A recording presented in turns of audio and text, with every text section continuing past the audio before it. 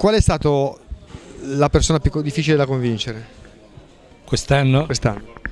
Maisano.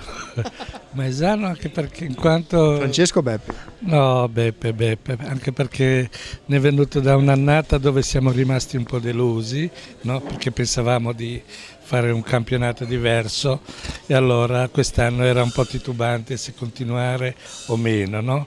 Almeno al detto della dirigenza, ma lui sapeva dove voleva arrivare, no? Voleva far smuovere un pochettino la società a prendere determinate decisioni che poi sono state prese. Abbiamo valutato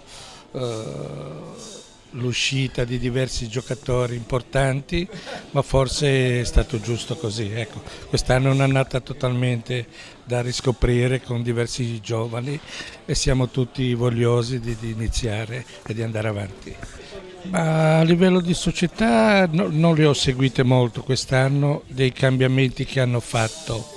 È tutto da scoprire, ecco, non è facile perché dopo magari le prime giornate di Coppa Italia riesci a vedere le squadre come si sono organizzate, allora può diventare più semplice. Detta così è falsata, ecco, falsata perché non c'è più Sanremese che era quella che sapevamo cosa poteva fare, Magrazzurri, ma quest'anno è difficile, ecco, difficile.